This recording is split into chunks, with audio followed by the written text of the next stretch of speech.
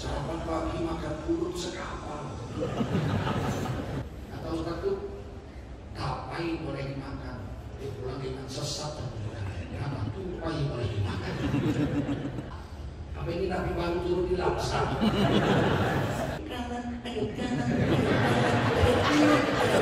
Kalau ini orang, aku biniku joget dengan laki orang ku jambak.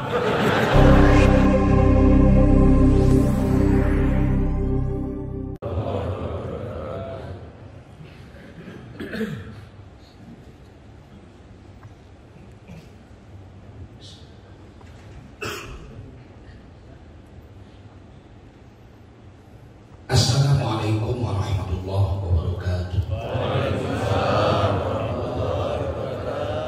Hamdan wa syukran lillah wa salatan wa salaman ala rasulillah wa ala alihi wa sahbihi wa mawalah. Allahumma salli wa sallim ala hadha nabiyil karim sayyidina wa habibina wa maulana Muhammadin wa ala alihi wa sahbihi ajma'in. Amma ba'du. Qala Allah Ta'ala fi kitabihil karim. A'udzu billahi minasy syaithanir rajim. Bismillahirrahmanirrahim. Faminan nasi man yaqulu rabbana atina fid dunya wa ma lahu fil akhirati min khalaq.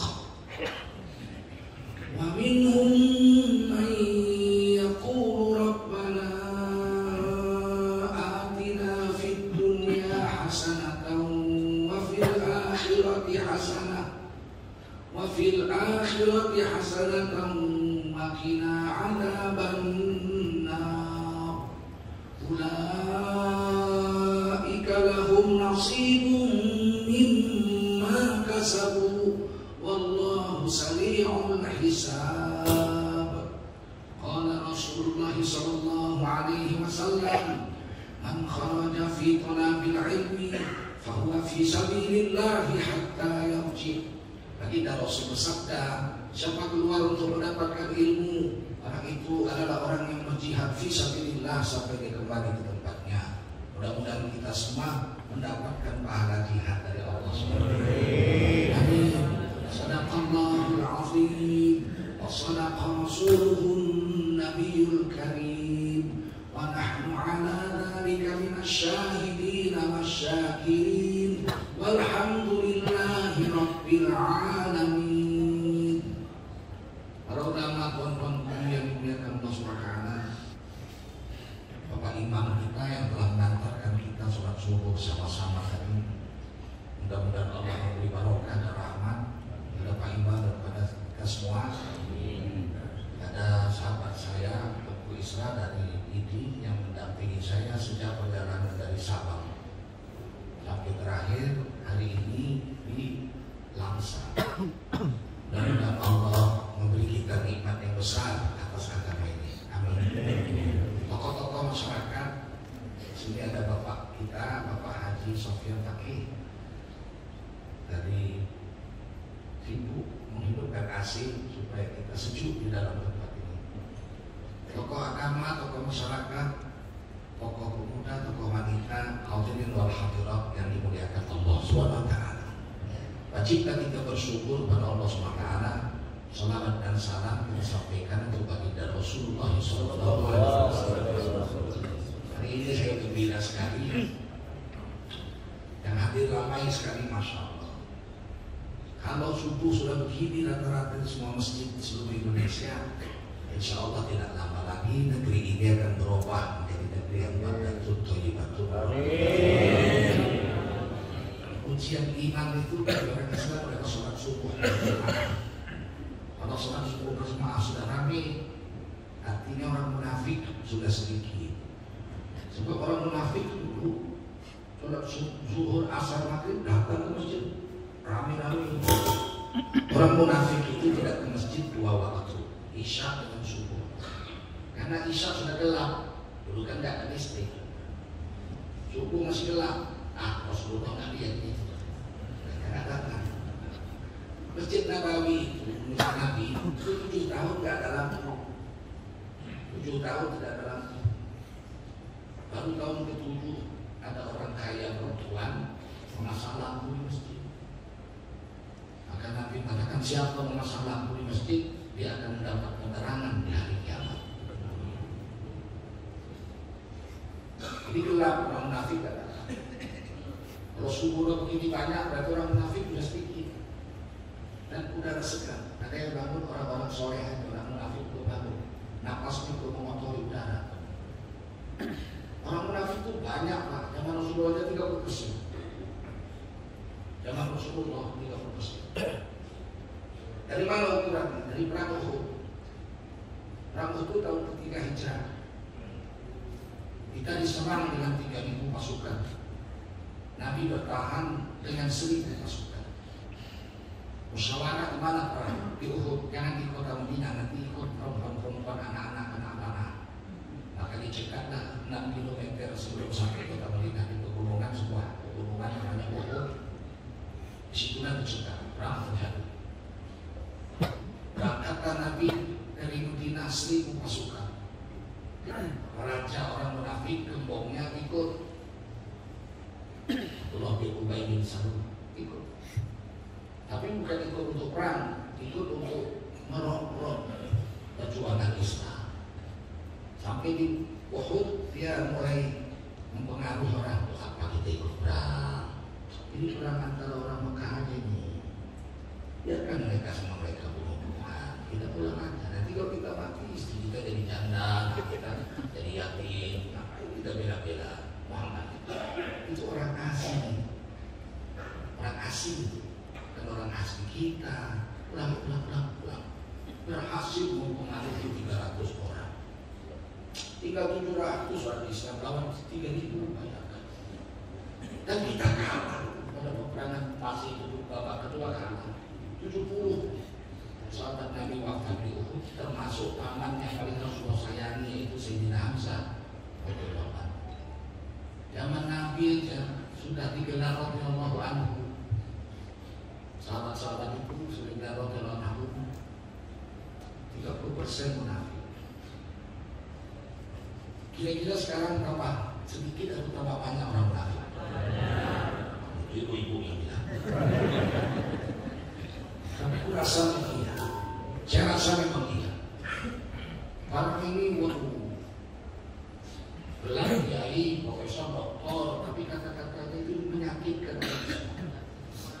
Dosen-dosen agama jangan mengajarkan akidah banyak-banyak, cukup sekali pertemuan, sekali pertemuan, yang lain moral aja.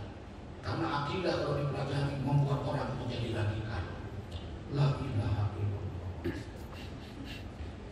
Kok tega ya ulama ngomong begini? Justru orang yang akidahnya kuat yang tidak akan melakukan kezaliman. Betul? Karena dia tahu Allah Maha mengetahui. Baik yang kita zahirkan atau kita simpan di hati. Wa a'lamu ma tubdun wa ma kuntum taktubun. Allah tahu apa yang kau simpan di hatimu, apa yang kau sembunyikan. Allah tahu yang kau simpan di hatimu, Allah tahu. Allah itu Maha melihat. Yang dilihat Allah itu yang berbentuk ataupun yang tidak berbentuk. Beda dengan kita. Kalau kita melihat yang berbentuk, itu pun belum tentu betul. Bisa saja salah. Ganteng kita lihat. Sekali kita dekati hitam. Cantik dari jauh, dekati besok. Betul. Kalau yang berbentuk itu. Kalau Allah melihat dengan pas yang berbentuk ataupun yang tidak berbentuk. Goresan hatimu Allah lihat. Goresan hati nggak berbentuk, ada bentuknya. Allah lihat. Allah mendengar, kita mendengar, tapi yang berbunyi itu pun belum tentu betul yang kita dengar. Kadang-kadang salah. Ceramah sambil ngobrol. Kata Ustaz tuh, saya dari pagi sarapan pagi makan pulut sekepal. Dia sambil ngobrol. Pak tuh Ustaz guru sarapan pagi makan pulut sekapal. Salah. Kata Ustaz tuh, tapai boleh dimakan. Dia pulang dengan sesat dan kenapa tupai boleh dimakan. Yang bunyi itu sama. Allah itu mendengar yang bunyi dan mendengar yang tidak berbunyi. Allah mendengar cerita batin. Cerita batin bunyi nggak? Allah dengar. Innahu was-sami'ul basir. Allah Maha melihat yang berbentuk atau tidak berbentuk. Allah Maha mendengar yang berbunyi atau tidak. Malaikat nggak bisa dengar yang tidak berbunyi. Kalau ada orang duduk habis sholat sunat, dia duduk berzikir, kemudian dia berdoa, nggak bunyi, air matanya dia bersujudan, geger malaikat selangit. Kata malaikat selangit, ya Allah, apa dari tadi air matanya berjujuran. Kalau dia bicara, kami bisa mengaminkan. Ini dia nggak bicara, dia nangis saja dari tadi ini. Apa diminta ya Allah, beri ya Allah. Geger malaikat. Soalnya dia nangis, ya Allah, udah 3 tahun aku jadi janda ya Allah. Bila gantinya, mungkin malaikat nggak tahu. Malaikat nggak tahu yang berbentuk dalam hati, tidak berbentuk akal. Makanya kalau orang yang berniat berbuat jahat, mereka nggak ikut. Nah ini harus disadari. Kalau akidah kuat mana berani jahat? Ada seorang guru sufi, murid-muridnya dia bilang, anak-anakku besok bawa ayam, semua bawa ayam sampai ekor dengan pisau. Murid bawa. Terus gurunya bilang, sekarang kalian pergi, sembelihlah ayam ini di tempat yang tidak ada siapapun yang tahu. Wah, kita muridnya lama pulang semua. Sembelih. Di mana kau potong? Di balik batu sana. Kau mana? Saya di lubang sana. Saya di mana? Di sini. Saya di atas pohon sana. Semua. Tiba-tiba satu muridnya pulang, ayamnya masih hidup. Kenapa kau nggak potong ayam? Kata gurunya. Kemana-mana aku pergi, tetap aja kurasa dia melihatnya. Nah, siapa? Allah SWT melihat. Tak bisa aku memotor di tempat yang tidak dilihat oleh sesuatu. Ada sesuatu yang maha melihat, yaitu Allah SWT. Cuma satu murid yang lulus. Kenapa? Akidahnya kuat. Begitu jangan belajar akidah, nanti jadi radikal. Jatuh kumis.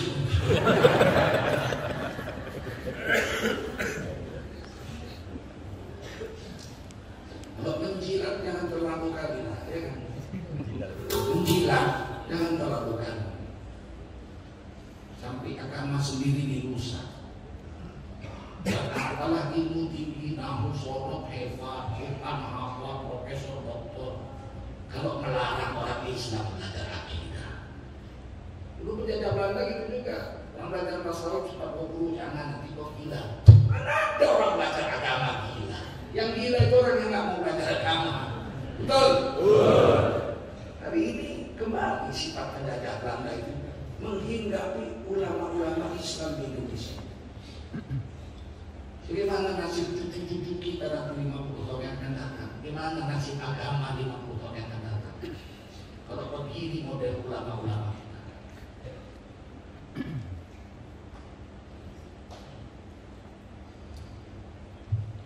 Tahu dari saya sudah tua, sebentar lagi pun akan mati. Bagaimana cucu-cucu kita nanti? Dia alim, ahli agama, profesor doktor, bahasa Arabnya hebat. Tapi dilarangnya cucu kita belajar akidah. Gimana itu? Nanti jadi radikal. Nanti di masjid ini ada pelajaran tauhid. Kata polisi ini hukum radikal.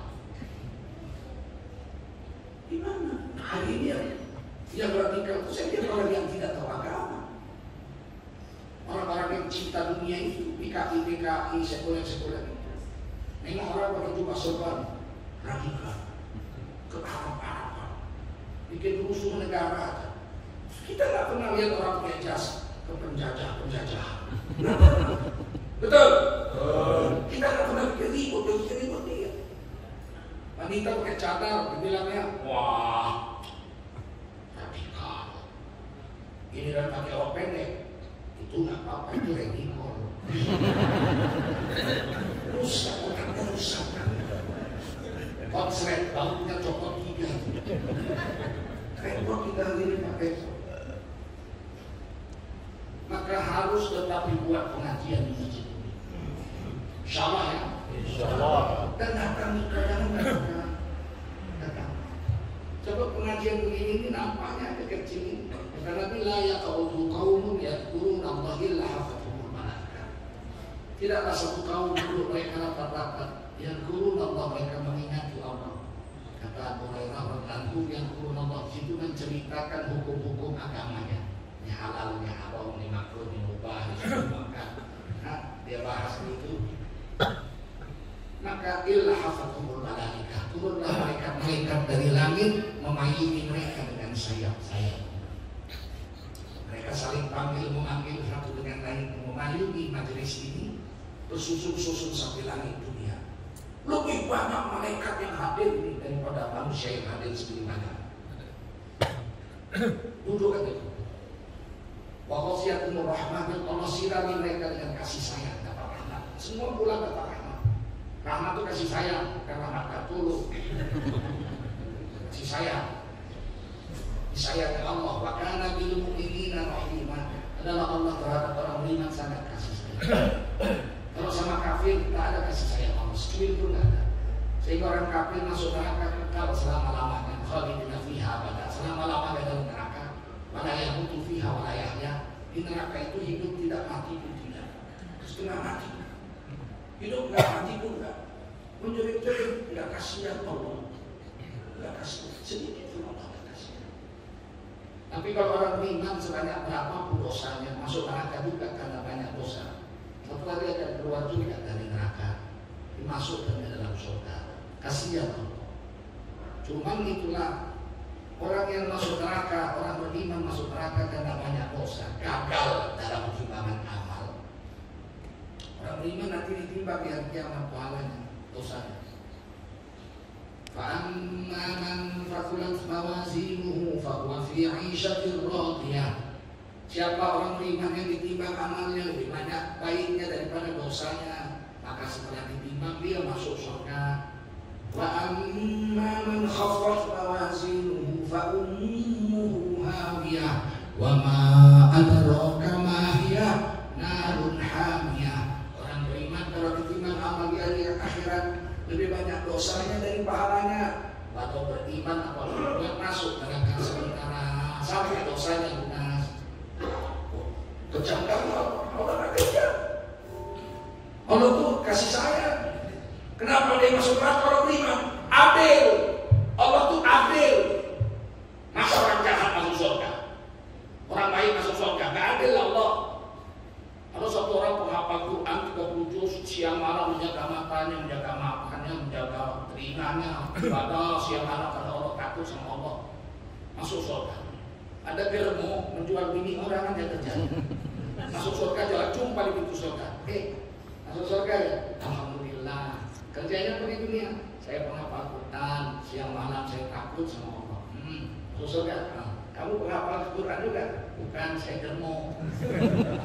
Kalau begitu mending jadi germo ya kan? Nggak adil lah Allah begitu. Justru ada neraka itu menunjukkan keadilan Allah. Apakah Allah kejam? Tidak. Karena setiap berbuat baik dibayar 10. Man jaa'a bil hasanati falahu 'asyru amsalihha. Siapa berbuat satu kebaikan Allah bayar 10 pahala. Satu kebaikan, senyuman 10. Bayangkan kalau satu hari 1000 kali senyum. 10.000 pahala sehari. Tidak mungkin kita berbuat dosa 10.000 kali. Tidak mungkin. Menampar orang paling 2 kali. 10 kali kita tampar, tangan kita itu kan. Tapi berbuat baik bisa 10.000 kali. Pahala, senyum. Ciri-ciri Nabi bilang, ciri-ciri ahli surga di dunia udah rajin senyum. Di dunia. Tapi kalau lihat orang yang rajin senyum, ahli surga. Ciri-ciri ahli neraka di dunia itu udah suntuk muka. Lakinya pulang, anaknya pergi sekolah, anaknya makan, suntuk. Sekarang cari orang senyum susah pak sekarang. Jumpa lurah. Assalamualaikum Pak Lurah. Waalaikumsalam. Apa kabar Pak Lurah? Susah. Lurah susah. Jumpa Pak Camat. Assalamualaikum Pak Camat. Waalaikumsalam. Apa kabar Pak Camat? Susah. Jumpa Wali Kota. Assalamualaikum Pak Wali. Waalaikumsalam. Gimana? Sekarang semua susah. Wali Kota susah. Assalamualaikum Pak Gubernur. Apa kabar? Hanya doa kita tadi masuk ke dalam susah. Pak Presiden. Assalamualaikum Pak Presiden. Apa kabar? Apa sampean nggak lihat badan saya tambah?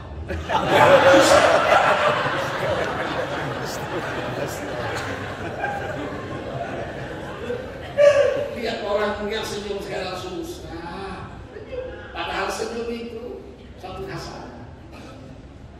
Satu hari 1000 kali senyum bisa 10.000 pahala. Jangan-jangan kita masuk surga karena senyuman.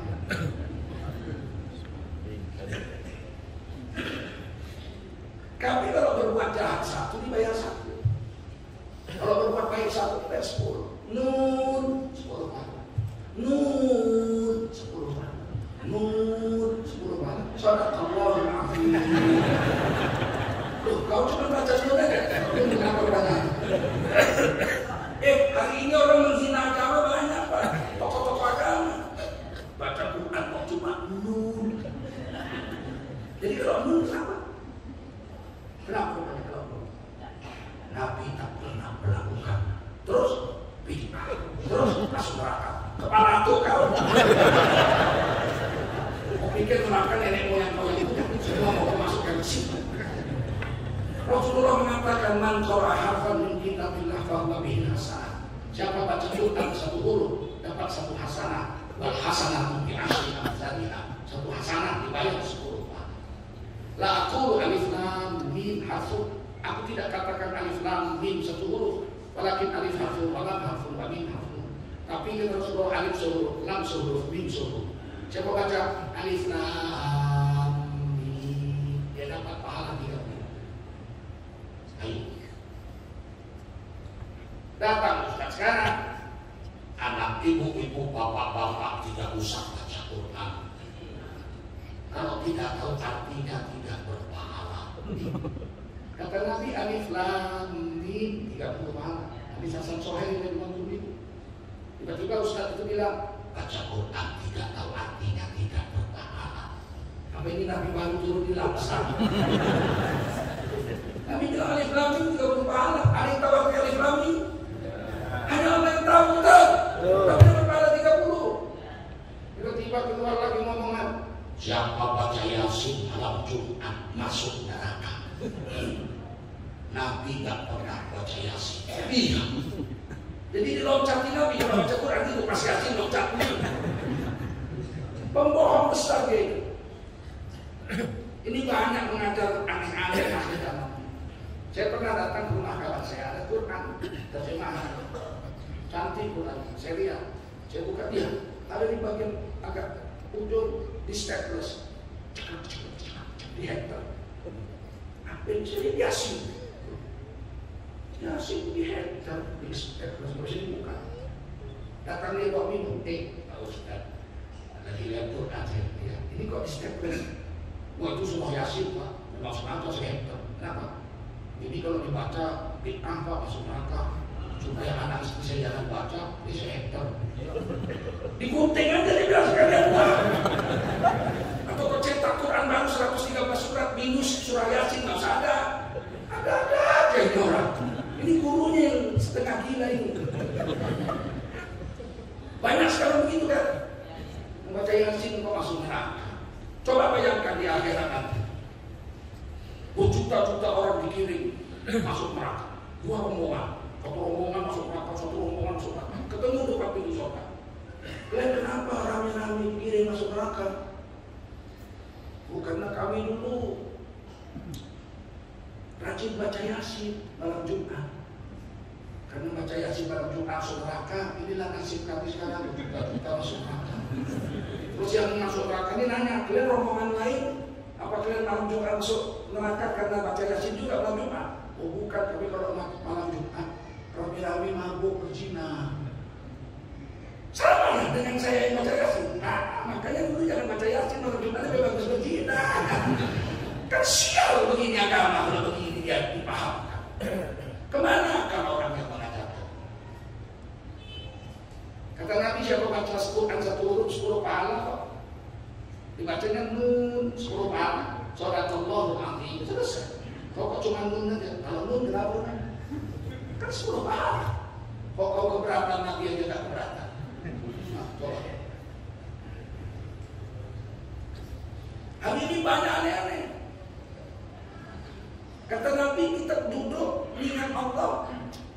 Turun malaikat mengayomi. Ada orang sahabat Nabi, jalan sahabat Nabi, duduk di masjid dengan sepupunya penghafal Quran terbaik dalam itu, Abu Musa Asy'ari radhiyallahu. Sepupunya yang satu lagi ini nggak ahli Quran, duduk habis isya iktikaf di masjid, dibacanya guru. Ini hadis Bukhari, kitab yang Sholihin ditulis, anna rajulan sami'a rajulan yaqra'u qul huwallahu ahad. Duduk itu.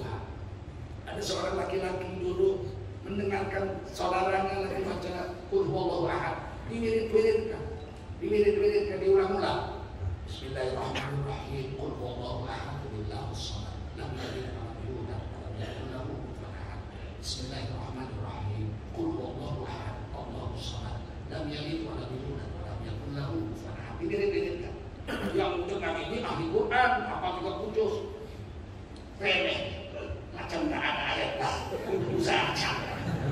Namanya orang alim.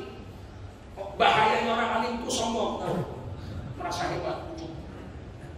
Dari tadi kumpul saja, Nabi tidak pernah mengajarkan begini. Kan di akhir. Wa innahu yataqabbuha di antaranya dengan kulhu saudaranya itu. Falamma asbaha, selesai sholat subuh, ja'a ila Nabi sallallahu alaihi wasallam. Laki-laki penghafal Quran ini, Abu Musa Asy'ari radhiyallahu dalam Sarah Riyadhus Shalihin ini disebut nama. Jumpa teman, ada kalau dari kalangan diadukan sama Nabi berikan saudara sepupu. Ya Rasul, tadi malam saudara saya ini habis isya baca Quran, qul huwallahu, diulang-ulang itu macam tak ada ayat lain. Palinlah dia tak perlu anggap remeh dia dengan perbuatan saudaranya itu. Maksudnya ngadu Nabi supaya Nabi marah. Kamu ini gimana? Saya tak pernah ngajari kok kamu buat bid'ah kamu kan gitu kira. Tiba-tiba apa kata Nabi? Qala Rasulullah SAW, walladzi nafsi biyadihi, demi Allah yang menguasai nyawaku, bersumpah, innaha lata'idu thulutsal Qur'an. Satu kulhu dibaca saudara itu pahalanya setara dengan membaca sepertiga Al-Quran. Jadi bilang Nabi bin masuk neraka. Kenapa? Karena pada dasarnya membaca Quran itu sunnah hukumnya. Paham? Paham? Mau kulhu saja diulang-ulangnya, silakan. Inilah agama yang begini indah. Duduk dia baca kulhu sendirian aja, kulhu aja dibacain 100 kali. Turun malaikat memayungi dengan sayap-sayapnya sampai ke langit dunia. Jadi kita buat amalan, buat majelis agar malaikat itu turun memayungi kita dan memberi kita rahmat. Yang ketiga, wa nazalat alaihimus sakinah, diberikan ketenangan jiwa. Duduk begini aja, ngaji ini, tenang jiwa, tenteram. Pulang ke rumah, sejuk hati, tidak menggelabah hati. Itu hebatnya majelis ini. Ini campur mereka. Ada ketenangan jiwa. Tidak ada ketenangan jiwa kecuali dalam agama. As-sakinah unzilat minas samai ma'al malaikat. Imam Nawawi mengatakan sakinah itu adalah ketenangan jiwa, turun dari langit, diturunkan Allah, dan ketika sakinah itu turun ikut malaikat mengiringinya. Nah, jadi sakinah itu harus ada malaikatnya. Kalau tidak ada malaikatnya bukan sakinah. Zikir tenang, sakinah. Baca Quran, hati tenang, sakinah. Sholat tahajud malam, hati tenang, sakinah. Pergi ke Bali, berjemur di pantai muka orang macam buaya, keliling macam buaya. Nggak tenang itu apa pula? Oh tenang, saya senang. Itu tidak ada sakinah. Mana ada sakinah jadi buaya? Nggak ada. Sakinah hanya ada dalam agama. Berjoget dia pakai organ tunggal sama bini orang.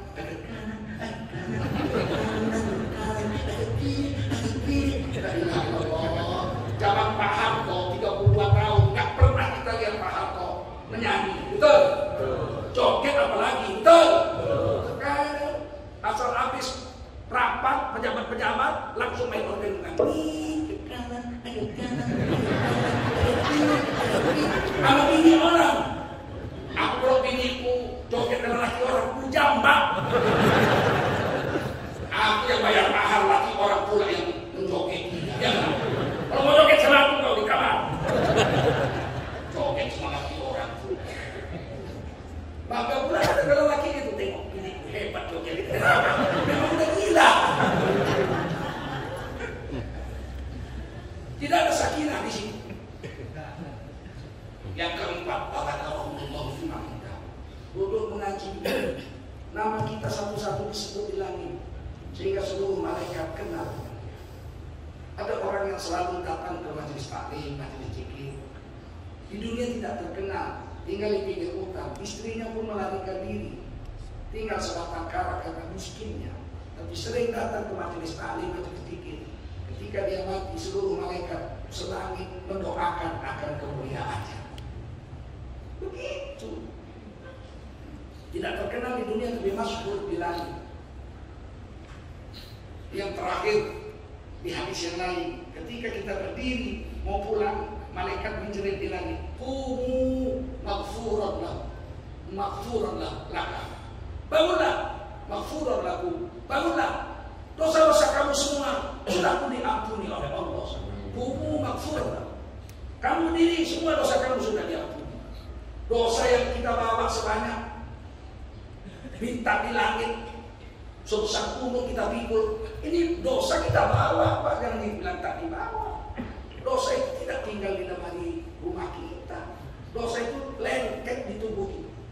Kita lihat bini orang, lengket dosa di mata. Kita dengar kalimat-kalimat porno, lengket dosa di kuping. Kita pegang bini orang yang bukan porno, lengket dosa di tangan. Dosa itu bau busuk, jijik, Allah lihat. Begitu dia berwudu, bergugurlah dosa-dosa itu dari anggota wudu, biar kena air wudu. Farajat khataya min jasadi, bersihlah, dicuci air wudu, berarti lengket. Kalau orang berwudu, bersih dosa yang di matanya, di mulutnya, di tangannya, berarti kan lengket, betul nggak?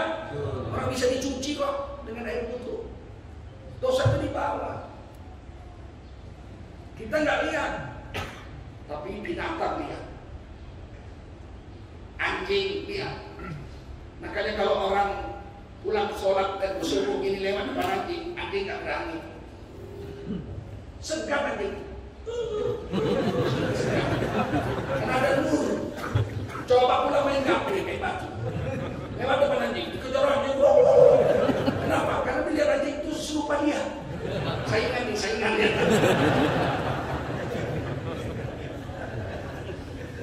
Kami, Pak, waktu kecil sudah pulang ke Naga Siap ya, Riau sana. Maka ini kampung ibu saya.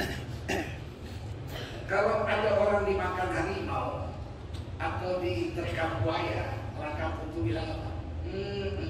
Mati ditolongkan harimau. Ya ampun, salahnya ya. Apalah dosanya ya? Kok sampai makan harimau ya? Ciamu diterkam buaya kan? Apalah dosanya? Diterkam buaya dia. Jadi yang diterkam buaya itu orang berdosa. Yang dimakan harimau itu orang berdosa. Nggak ada imam masjid dimakan harimau. Nggak berani harimau sama orang sholat. Saya belakangan melihat video dari saya selalu beli waktu anak saya nggak sekolah, anak saya sekolah di rumah dengan kami. Anak saya ke sekolah. Jadi harimau itu diletakkan kamera di hutan. Orang cari kayu, datang harimau. Waktu udah dekat, tunduk harimau itu sujud dia. Ditengokkan kepala yang mau diterkam. Kalau kepala orang pergi dia, berani. Tapi kalau dilihat di kepala babi diterkam. Jadi harimau itu gak berani memakan orang yang wujudnya manusia.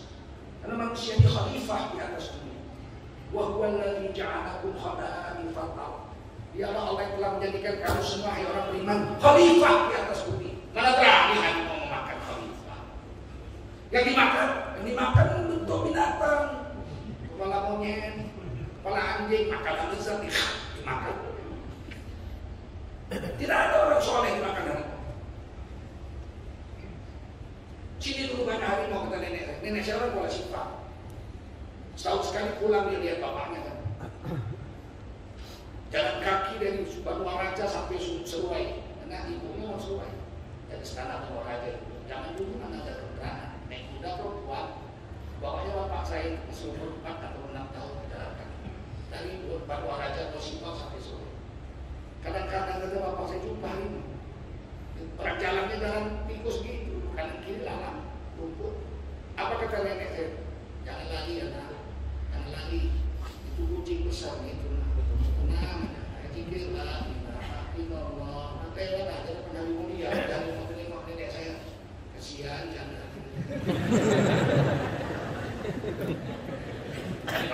Bapak saya bilang beberapa kali pulang jumpa, nggak ada masalah.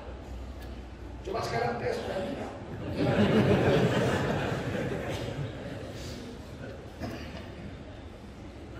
Tiba-tiba malaikat bertanya, ya Allah, di antara yang hadir itu ada yang nyender, kecapean, habis sholat nyender dia langsung tertidur. Apakah diampuni juga dosanya? Demi kemuliaan majelis itu, kata Allah, ampunkan juga dosanya walaupun dia tertidur. Tidak baiknya Allah. Maka ada bilang Allah terhadap orang beriman maha kasih sayang. Cuma dia rugi ya, kalau dia rugi. Kalau dosa semua diampuni yang datang ini. Murah apa? Pulang ke rumah ditanya sama istrinya, abang dari mana bang? Ngaji di masjid, payah apa? Payah bujuk. Siapa ustaznya? Kebujukan lain dari Jakarta. Masya Allah. Apa isi ceramahnya? Sama baku. Dia tidur. Dia rugi aja gak dapat ilmu, tapi dosa diampuni. Jadi kenapa kita gak mau duduk dalam majelis taklim? Kadang-kadang ada jemaah lagi duduk di masjid baca taklim, hadis bahasa Indonesia aja. Duduk kita dengar. Rasulullah mengharamkan buang air kecil di lubang-lubang binatang. Kita dengar sekali. Hafal kita. Satu hari setahun 365 hadis kita. Satu hari kita lagi jalan-jalan mau buang air kecil, nampak lubang emak, ini lubang sebut. Pindah kecil sama. Kenapa? Kok pindah kata kawannya? Berenang nanti semut. Aku pernah dengar hadis dulu di masjid. Dilarang oleh Rasulullah buang air kecil di lubang-lubang binatang. Manfaat. Tapi kita hari ini nggak mau dengar. Anggap remeh dengan taklim. Selain kita duduk dalam taklim itu mendapatkan ilmu, hati kita bersih. Dengar hati kita bersih. Walladzi ba'atsa fil ummiyina rasulan minhum yatlu 'alaihim ayatihi wa yuzakkihim wa yu'allimuhumul kitaba wal hikmah wa in kanu min qablu lafi dhalalin mubin. Dialah Allah yang telah mengutuskan seorang rasul kepada kaum yang buta huruf. Rasul itu membacakan kepada mereka ayat-ayat Tuhan mereka. Mereka mendengarnya, wa yuzakkihim, hati mereka jadi bersih dengan mendengarkan taklim dari Nabi. Setelah hati bersih, wa yu'allimuhumul kitab wal hikmah, diajarkanlah ilmu Al-Quran dan hikmah hadis Nabi. Mereka dengar sami'an wa ata'an, mereka taat 100%. Wa in kanu min qablu lafi dhalalin mubin, padahal sebelum itu mereka itu adalah kaum yang paling sesat dengan kesesatan yang terang-terangan. Luar biasa ya. Duduk aja dengan taklim hati bersih. Maka kalau saya kan dengan tabligh 3 hari iktikaf di masjid, dia taklim tuh dari jam 9 sampai jam 12 dibacakan ayat-ayat Quran, hadis, orang tuh duduk dengar. 3 hari kemudian preman berubah. Kanan kiri tato. Ulang apa? Mana-mana anak nakut-nakuti orang di pasar. Pulang naga, dicabik, naga. Keluar 3 hari tutup pakai jubah. Mana nagamu? Mana? Nah. Begitu tunduknya dia dengan taklid. Kalau sama polisi, tunduknya kata sebentar. Kata polisi ada preman piramid tapi kata polisi pakai pistol. Nah, ini apa ini? Cacing. Begitu pergi polisi itu jahat lagi dia. Tapi dengan taklid, preman bisa berubah jadi soleh. Pemabuk berubah jadi soleh. Kok bisa secepat itu? Bukan pakai sihir jemaah tabligh itu. Membaikkan orang pakai taklid 3 hari kali 3 jam 9 jam duduk berkata bersih hatinya wa yuzaki. Begitu disampaikan ilmu. Mari kita sholat berjemaah. Mamu sama Allah dipanggil hayya 'ala sholat, sholat di sini, mari di sini, sholat di sini. Tak datang kita. Masuk ilmu ya Allah. Hampir 50 tahun aku tidak pernah mendatangi